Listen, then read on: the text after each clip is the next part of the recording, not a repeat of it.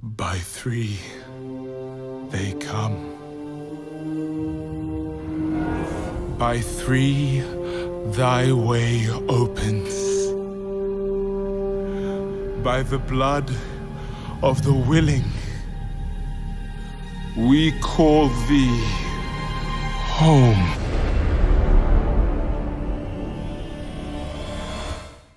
What is up, and welcome back. It's Scovos again, and I'm bringing you another video today, except today's video is so special and means so much to me. It's going to be on Diablo 4. I've been waiting for this game since basically Diablo 3 released, and my favorite game of all time is actually Diablo 2, and Diablo as a whole is my favorite series that I've ever played of any game. I've also put more time into Diablo 2 and 3 than I probably have put into every other game I've played ever combined.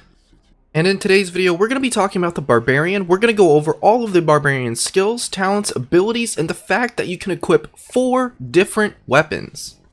Before we jump into all of the juicy details relating to the Barbarian, its skills, and its weapons, I want to give a big shout out to Cynical Threat for the comment on one of my previous videos.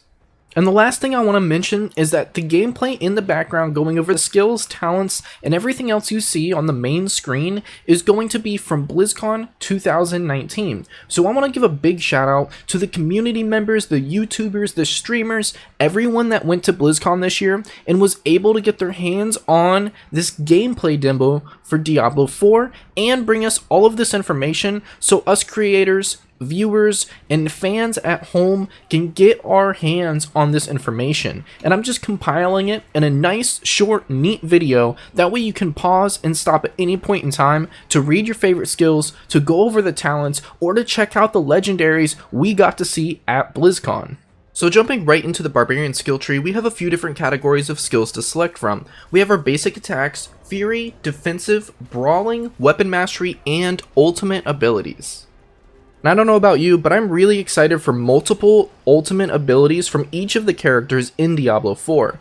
So we have several different options to choose from. It's not just going to be Wrath of the Berserker or Archon. We're going to have many different options, and with the way legendaries work, they're going to influence all of our skills on a very personal level. So instead of having to run that set, where you have permanent uptime now on Wrath of the Berserker, and that's the best way to run, so that's what you have to run if you really want to push greater rifts, or if you really want the most out of the game, or, speed runs, or whatever it is. I want to play sometimes how I want to. I want to build around the skills that I like, that are visually appealing, or that bring me back to the days from Diablo 2. If I want a Frozen Orb source, and maybe Frozen Orb's not the best skill in the game, maybe I could find a legendary, or Blizzard could add a legendary in the game that now makes Frozen Orb a viable in-game option. And with the way legendaries work in this game, they're basically replacing the rune augments from Diablo 3. So in Diablo 3, you unlock a skill, you equip it, and as you level up, you have different options between the runes. Each rune will change your damage type, the way the skill works, or a major mechanic in your skill itself. But in Diablo 4, they're taking that away.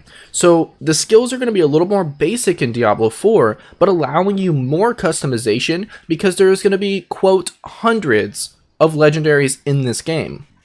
And with each legendary having the possibility to alter the way your skill works altogether, that's going to add a lot of customization and a lot of grind to the game, which is going to bring us back to those golden days. It's not going to be like Diablo 3, where it's just raining legendaries. You get hundreds of them per hour, potentially. Diablo 2, it was much more toned back. It was much more conservative and much more rewarding when you got the legendary you wanted. Alright, so we're going to talk about the Barbarian's quadruple wielding abilities. No, it's not like you're going to hold like 4 swords in one hand, splashing them around like Freddy Krueger or Edward Scissorhands or something like that. But what you are going to be able to do is seamlessly switch between skills. You're going to be able to cast Hammer of the Ancients, followed by Rend, and it's not going to tell you you can't do that because you don't have a two-handed type weapon equipped, or you don't have a blade equipped to cast Rend, because you're going to have those equipped at all times, allowing you to use every skill at free will. And in game, it's going to be a seamless and smooth transition between those weapons. The Barbarian's going to put the two-handed weapon back on his or her back, pull out those swords, cast Rend, and then you're on to your next ability. This is going to be very similar to the fluidity between the Druid shape-shifting between all of its forms. So it's a very beautiful, a very seamless interaction with you and the environment around you. Now moving into the Barbarian's talent tree, we have two main trees within its talent section. So you're going to have the left hand side and the right hand side. I don't know if these are named because it doesn't really tell you, but the more points you put into one, the further down you can get. Once you get all the way to the bottom in either side, there's going to be bigger, more impactful nodes to grab. So giving you an example, one of them is Gushing Wounds. So what this is going to do is it's going to increase your bleeding damage by 45%. So it's going to be a game changer. You can make a build around making all of your enemies bleed over time, taking that DOT. Personally, I'm really excited for Diablo 4. I'm excited to get my hands on as much information as I possibly can, read through every one of the talents, read through all of the skills, and check out any legendaries we can get our hands on in the meantime to hold us over for Diablo 4. I'm hoping and crossing my fingers for a Diablo 2 remaster, but we don't know if that's going to happen or not.